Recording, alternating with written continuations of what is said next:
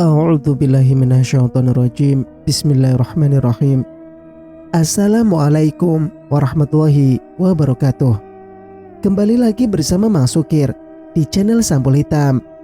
Dan untuk kali ini, Mang Sukir akan melanjutkan cerita yang sebelumnya yang berjudul Petaka Sejengkal Tanah. Cerita ini ditulis oleh Jasmine Pramestia. Sebelum masuk ceritanya, bagi teman-teman yang belum subscribe, silakan subscribe channel ini dan nyalakan notifikasinya agar tidak ketinggalan cerita-cerita berikutnya. Dan tak usah berlama-lama, mari kita ke ceritanya. Selamat mendengarkan. Pak, gadis cantik itu menempelkan daun telinganya ke pintu. Suara ibunya terdengar di ruang makan. Suara kursi ditarik dari bawah meja terdengar bergesekan dengan lantai tanah. Maafkan aku, Pak. Gak bisa menjaganya. Ibunya terisak. Pun dengan Nirmala, dia ikut menangis terbawa suasana ibunya yang sedang menangis di luar sana. Sesak rasanya di dada ini, berusaha melupakan, tetapi tak mampu. Tapi tenang saja, Pak. Satu persatu mereka akan mendapatkan karma. Hukum alam yang akan menghakimi mereka.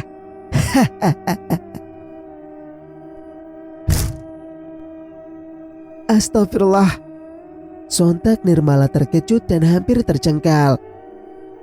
Ibunya menghentak meja dengan tangan. Sudah ku bilang, Pak. Bapak tenang saja di sana.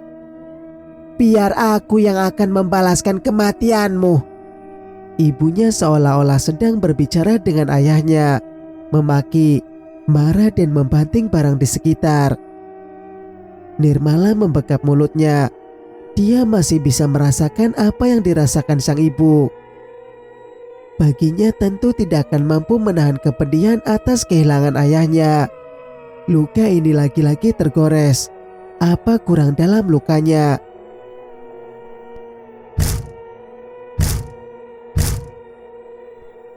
Gadis semampai itu mencoba mengintip ibunya dari lubang kunci.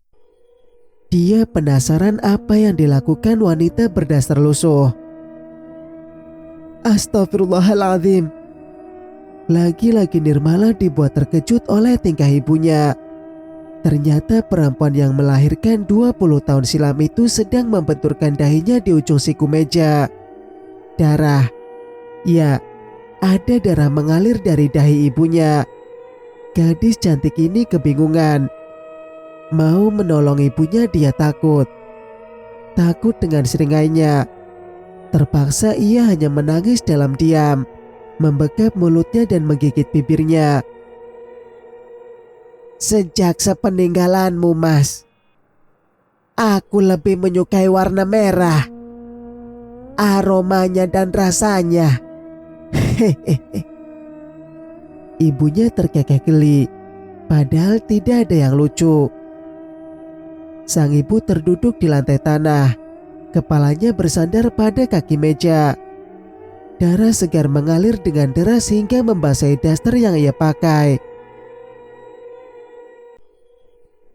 Orang-orang akan mati satu persatu. Kelak jika malam satu suro, aku akan mengadakan ritual untukmu. Iya, anggap saja sesembahan. Aku tahu hanya Tuhan yang wajib disembah. Menyembah selain Allah sama saja itu syirik. Nirmala melihat ibunya menarik ujung bajunya sambil menghirup aroma anyir yang meleleh ke dadanya. Aku tidak peduli, Mas. Yang penting aku bisa membalaskan kematianmu. Dendam dosa besar dan syirik pun dosa besar. Sekali lagi, aku tidak peduli. Malam ini sunyi sepi. Kau terlena dalam mimpi. Kau tersenyum kedamaian menikmati cinta kita. Ibunya kembali terdengar bernyanyi. Meremang bulu kuduk Nirmala. Tiba-tiba ibunya menoleh ke arah tempat Nirmala mengintip. Alamak, jantung berdebar-debar kencang. Nirmala lagi-lagi menahan napasnya. Gegas ia berusaha menyeret langkahnya menuju ke tempat tidur. Tak lama usai berbaring dan memejamkan mata, ibunya membuka pintu. Terdengar dari deret engsel pintu yang berbunyi. Meskipun pura-pura tidur, tetapi jantungnya tidak bisa berbohong. Detaknya seperti terdengar sangat nyaring didengar telinganya sendiri. Bagaimana bisa meredamnya? Ia tegang setengah mati. Pintu dibanting nyaring. Jantungnya benar-benar tidak aman. Semenit, 2 menit dan bahkan 3 menit. Ibunya tak kunjung mendekati Nirmala. Oh, sepertinya perempuan setengah abad itu hanya memastikan bahwa ia sudah tidur apa belum. Nirmala gegas bangkit dari tempat tidur. Dia ingin mengintip aksi selanjutnya. Kedua kakinya pelan-pelan diturunkan dari tempat tidurnya, berusaha agar tidak menimbulkan derit ranjang tua milik Nirmala. Kerudung besar tergantung di paku dinding kamarnya. Segera ia ambil dan memasangnya. Lalu bersidakep, memeluk tubuhnya sendiri. Udara semakin dingin dan mencekam. Ditambah ibunya seperti sedang kesurupan. Seringai, aura wajah dan nada bicaranya mengerikan, bagai psikopat yang memainkan nyali korbannya. Dia mengulurkan tangannya ke grendel pintu, memutar grendel dengan pelan. Kemudian gadis cantik itu mengintip, melongokkan kepalanya keluar. Sang ibu tidak ada di sana, tetapi pintu dapur terbuka lebar. Nirmala mengedarkan pandangannya ke setiap sudut untuk memastikan keberadaan ibunya. Malam ini, beri mereka sebuah kenikmatan dari tajamnya pisau, kata ibunya. Gadis cantik itu membekap mulut karena terenyak mendengar ucapan ibunya. Dia bingung, sang ibu berbicara dengan siapa? Nirmala mencoba mengintip siapa lawan bicara ibunya. Tidak ada siapa-siapa. Ibunya berdiri di bawah pohon ketapang dekat dengan posisi makam ayahnya. Ibu bicara sama siapa? Batin Nirmala. Alangkah terkejutnya ia ketika kedua matanya samar-samar melihat seseorang yang memakai jubah hitam di balik pohon. Namun sayangnya seseorang tersebut tidak menampakkan wajahnya. Melihat ibunya menuju ke arahnya, Nirmala bergegas bersembunyi di samping lemari penyimpanan peralatan dapur. Pintu dapur dibanting keras. Suara sendal jepit ibunya pun terdengar menjauh dari rumahnya. Cepat-cepat gadis yang memakai gamis abu-abu tersebut keluar dari tempat persembunyiannya. Dia mengintip dari celah dinding. Sang ibu pergi ke tempat gelap sambil membawa obor. Selebihnya, Nirmala tak tahu Turia membawa apa lagi. Hatinya bimbang. Haruskah dia mengikuti ibunya? Nanti kalau dia menguntit lagi takutnya kejadian buruk menimpa lagi. Nirmala menggeleng-gelengkan kepalanya dengan cepat. Di depan pintu dapur, dia berjalan mondar-mandir. Duh, ibu kemana sih? Gumamnya. Ke-10 jari tangannya saling bertautan, saling meremas gelisah. Malam kian larut.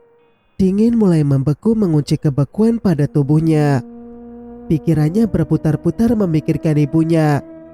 Aneh, semakin hari tingkah ibunya makin menjadi-jadi. Hampir setiap malam pergi tanpa pamit dan pulang dalam keadaan kacau. Malam ini, malam pesta perkawinan kakak laki-lakinya. Duh, senangnya mereka tak memperdulikan nasib Nirmala. Kedua manik indah miliknya berkaca-kaca. Kejadian pahit kembali mengungkit hatinya. Seketika bening kristal luluh lantak di pipinya. Ah, kurang ajar sekali. Seharusnya minta izin dulu kalau mau terjun. Gadis berlesung pipi itu mendongakkan kepalanya ke atas. Bulan tampak malu di antara awan hitam. Aroma tanah mulai terendus. Tanda-tanda hujan akan turun. Pun dengan disusul angin yang membelai tengkuknya. Bulu kuduk merinding seketika. Nirmala tak sengaja menatap lama ke arah makam ayahnya. Tak terasa hampir 40 hari sudah ayahnya meninggalkannya. Lagi-lagi air matanya terjun bebas di pipinya yang mulus. Termenung beberapa menit. Ia memilih masuk ke dalam rumah. Tak lupa menguncinya. Aku tidak mau ambil resiko lagi. Biarkan saja ibu pergi. Toh, dia tidak akan ada yang mengganggunya. Yang ada mereka takut melihatnya. Aku saja takut. Nirmala nampak kesal. Ia berjalan menuju ruang tamu untuk memeriksa setiap pintu dan jendela. Semua terkunci dengan benar. Gegas ia kembali ke kamar. Gadis cantik bertubuh langsing itu mendaratkan bokongnya ke bibir ranjang. Dia termenung memandangi setiap inci kamar sederhananya. Di bawah cahaya lampu kekuning-kuningan. Bahkan hampir terlihat temaram bagi lampu taman. Terlempar kenangan bersama keluarganya sebelum terurai seperti saat ini.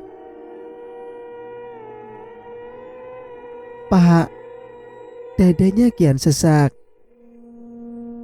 Kang Mas Muslih. Lanjutnya, Bu. Tangisnya pecah. Tak mampu ia menahannya. Sang ayah pergi ke dalam pangkuan ilahi.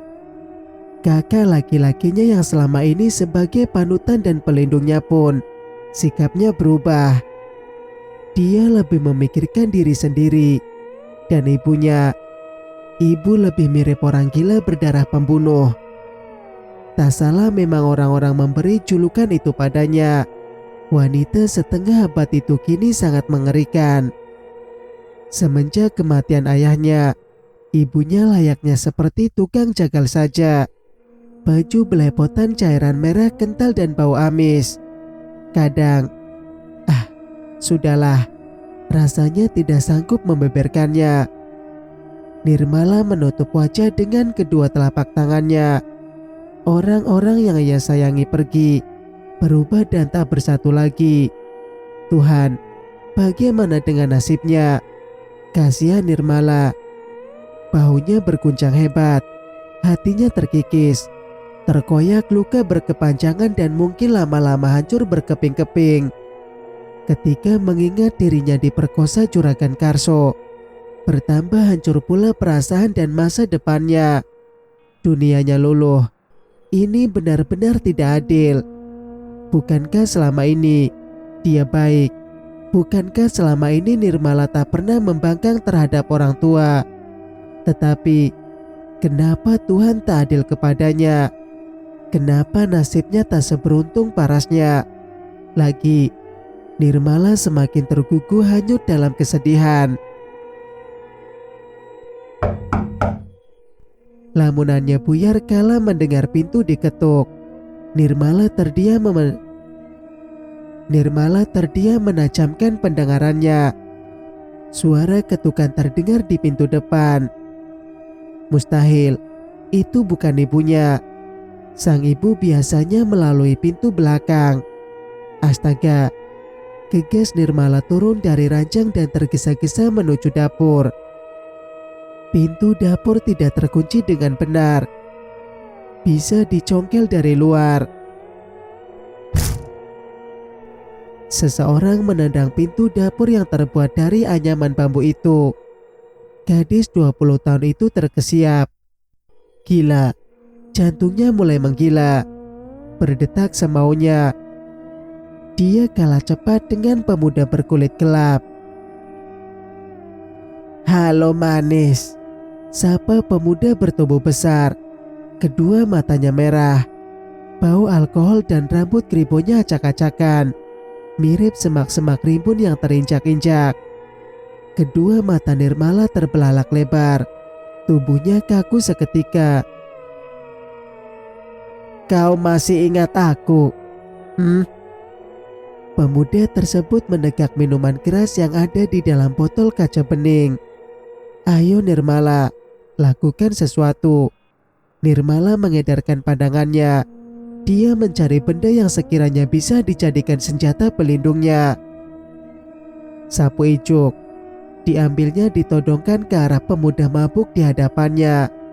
Dengan tangan gemetar, Nirmala mengancam.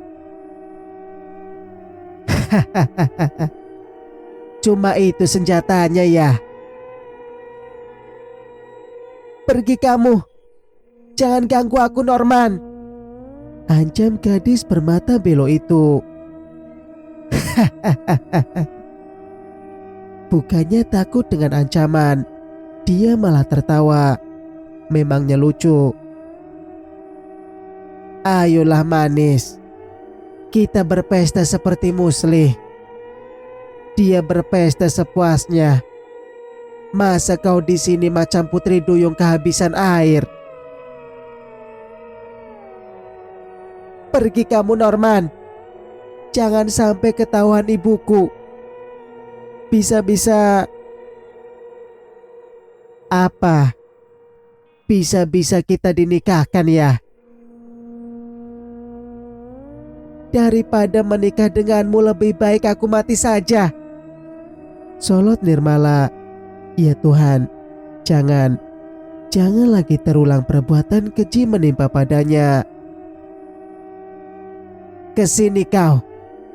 Norman menarik sapu ijuk itu dengan kasar, membuat Nirmala jatuh terhempas. Gagang sapu ijuk ia rebut. Berhasil. Gagang sapu tersebut berpindah ke tangannya. Sapu dibuang. Gegas Norman menarik kaki telanjang Nirmala. "Lepaskan! Biadab!" Nirmala belengsatan mencoba menendang burung pemuda berambut kribo itu. Bruk! Norman tercengkang. "Sialan!" Nirmala gegas berdiri hendak bersembunyi di kamar. Tetapi botol bir tersebut melayang ke kepalanya Nirmala. Sontak saja membuatnya kesakitan dan merasakan nyeri. Dengan cekatan, Norman menjegal kaki gadis itu. Nirmala tersungkur ke depan. "Ibu!" Kaki Nirmala dipegangi olehnya. "Hayo manis, mau kemana? Temani kakang di sini ya." Matanya melotot hampir copot. Apalagi melihat gamis Nirmala tersingkap ke atas. Luka pada organ intimnya belumlah kering, masih terasa perih dan pedih. Jangan sampai dikoyak lagi. Nirmala meringis kesakitan. Sekuat tenaga ia mempertahankan kehormatannya hingga detik terakhir. Kakinya terus memberontak. Tenaganya kalah. Pemuda kekar itu lebih kuat dibandingkan Nirmala. "Lepaskan!" Nirmala hampir menyerah. "Tidak bisa." Norman gegas menduduki pantat gadis berkerudung besar itu. Telapak tangannya yang kekar meremas dengan puas. "Jangan sentuh dia!"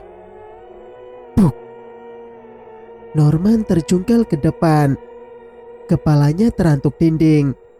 Nirmala bernapas lega. Gegas ia merangkak dan menjauh.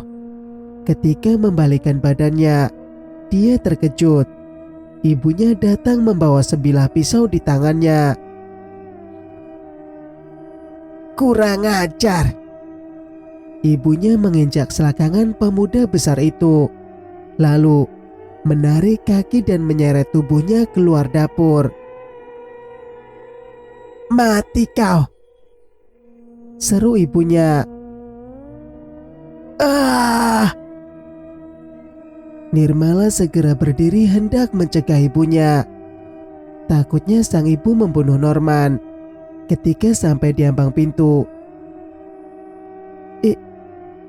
Ibu, ucapnya terbata-bata, seakan urat syarafnya terputus. Bagaimana tidak, gadis itu mendapati Norman tergeletak bersimbah darah. Dan bola mata yang celalatan itu pecah seketika tertancap mata pisau ibunya. Bruk. Nirmala terduduk di lantai, tubuhnya lemas bagai tak bertulang. Kedua matanya tak sengaja menangkap sosok di balik pohon, kemudian pergi jauh meninggalkan rumahnya. Jangan-jangan sosok di kegelapan itu lari terbirit-birit karena melihat aksi ibunya yang brutal. Bagaimana kalau dia melapor pada polisi? Bu, kok bisa? Sang ibu menoleh pelan ke arah Nirmala.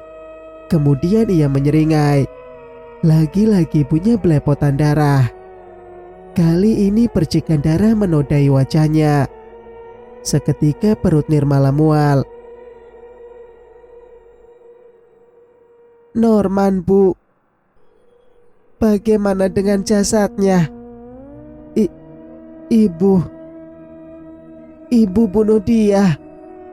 Suaranya bergetar dan tubuhnya gemetaran. Jangan-jangan Nirmala akan dibunuh juga. Sekilas ia melirik ke arah Norman.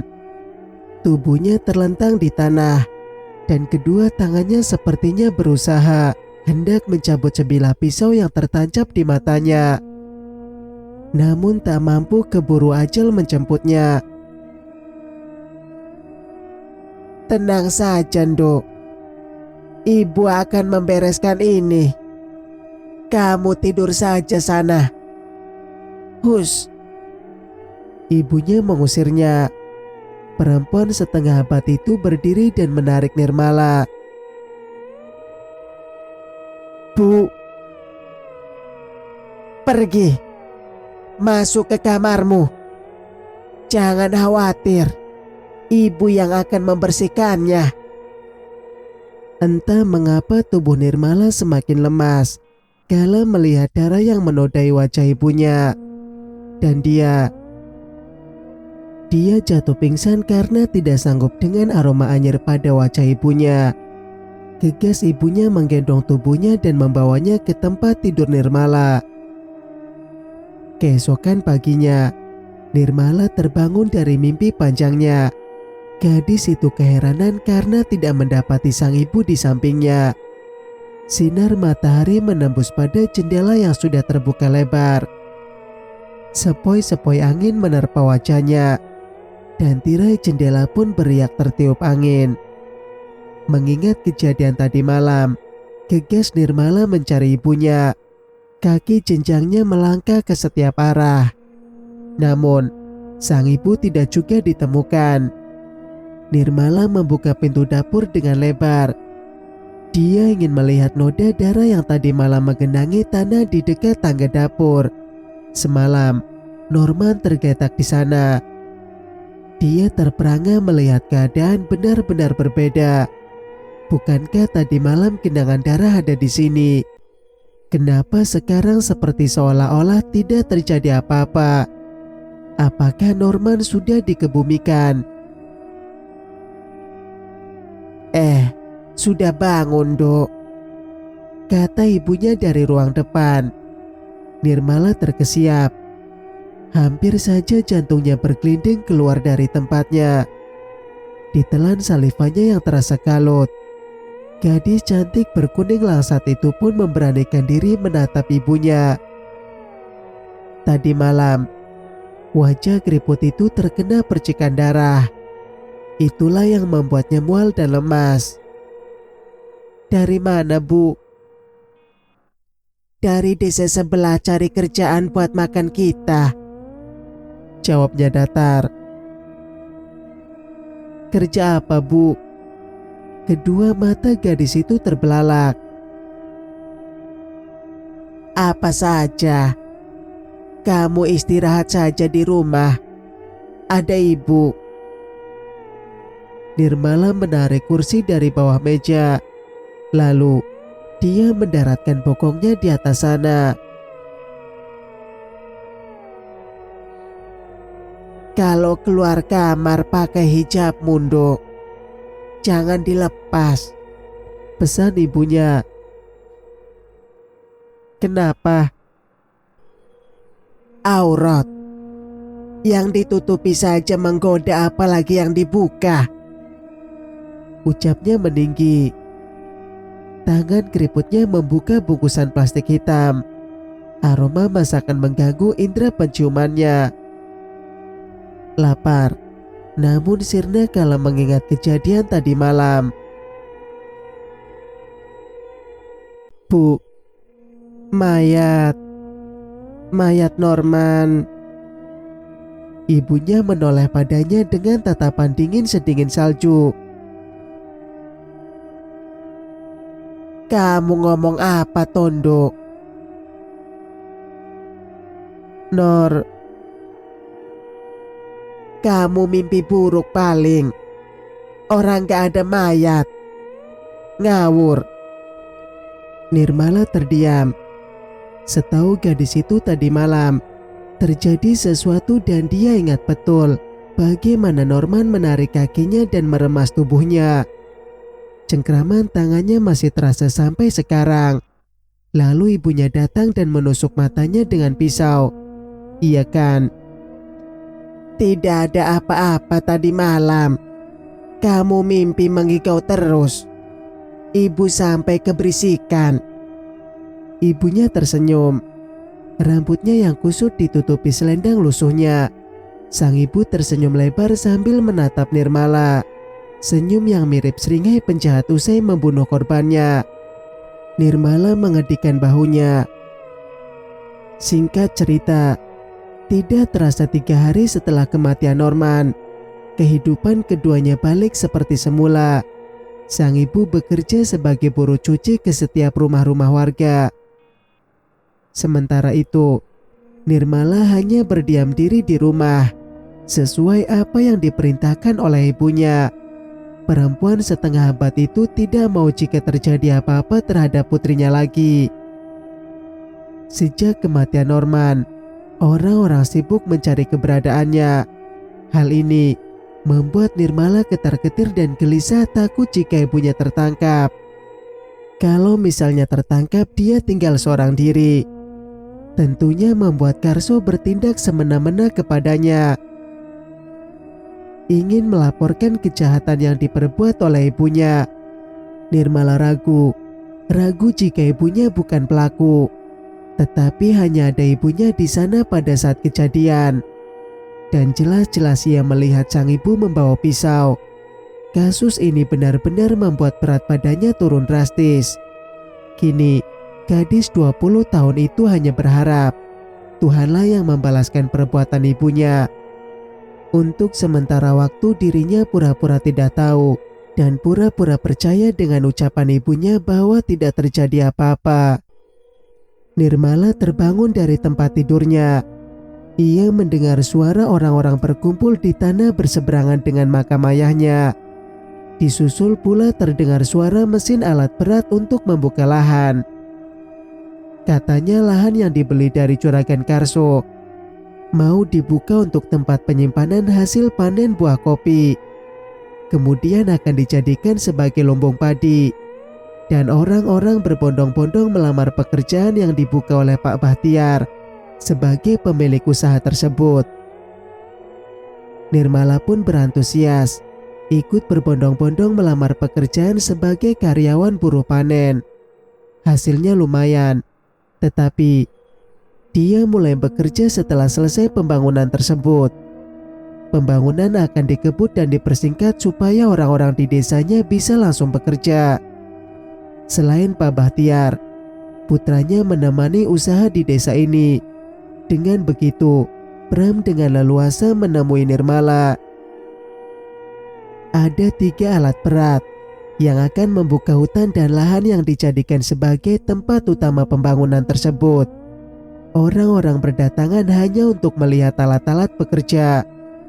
Kebanyakan dari mereka anak-anak kecil yang penasaran dengan ekskavator, doser, dan jonder mobil yang mirip kereta api, tetapi pendek, rodanya besar. Jarak sekitar 50 meter dari rumah Nirmala, ekskavator mulai mengeruk tanah. Tiba-tiba bersambung. Bagi teman-teman yang punya cerita ingin dibacakan dan dibawakan oleh Mang Sukir, bisa kirim ke email yang sudah disiapkan ada di deskripsi, atau bisa langsung ke nomor WA. Mang Sukir pamit. Wassalamualaikum warahmatullahi wabarakatuh.